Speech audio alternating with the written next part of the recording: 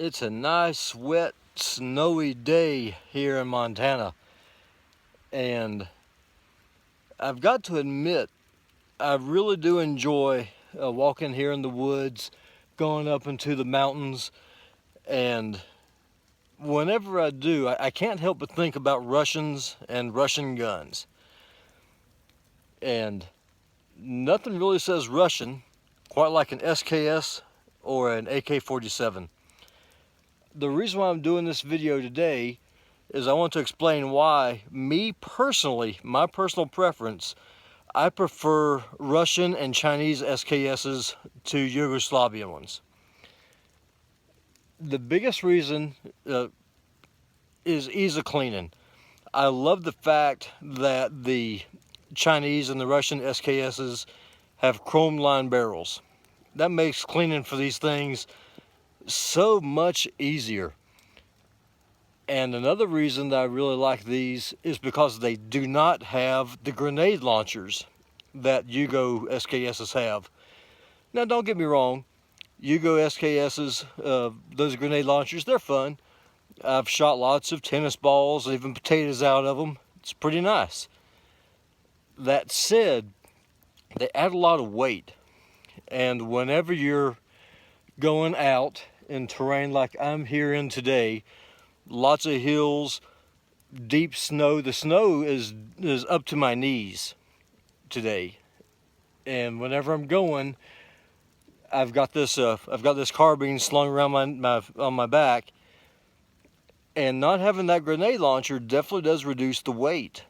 And you know, most people thinking, 1 pound doesn't really matter. But whenever you're out hiking in weather like this, anytime you can save weight, that is a golden thing that you can have. And frankly, I can't get grenades to shoot with it, so it's a useless feature to have, in my opinion. Are they fun? Sure. Now, going back to the chrome-lined barrel on these guns, people will tell you, rightly so, that the chrome can reduce accuracy of the rifle whenever you're shooting.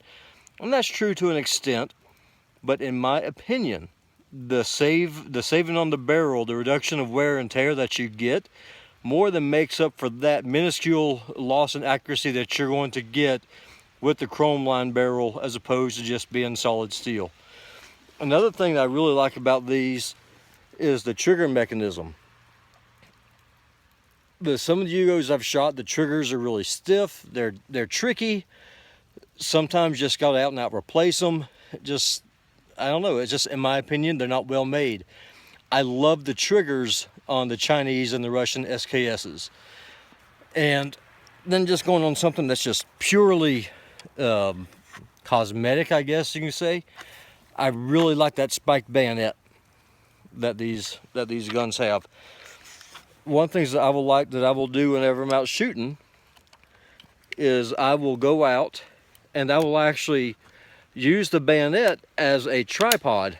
And I'll stick it into the ground and use it to help me stabilize the rifle for a longer shot. That comes in pretty handy for hunting.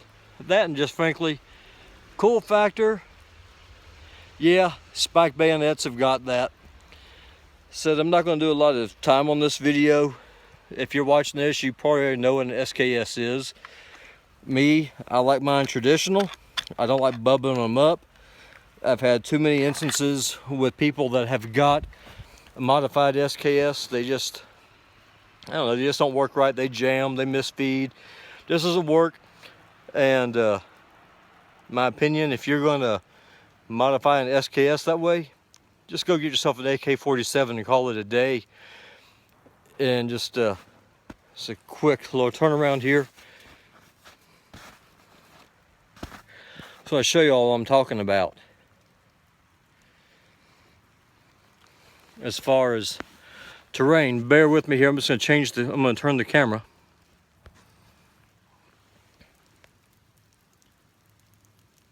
This is Montana in late spring, folks, or late winter, I apologize.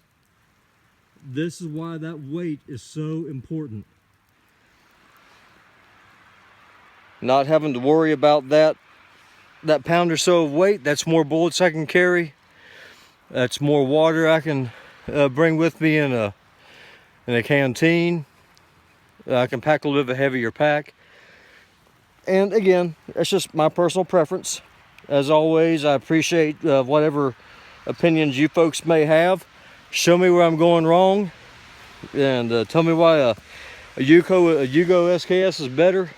My personal opinion, it's kind of the whole Ford and Chevy argument. It all depends on personal preference.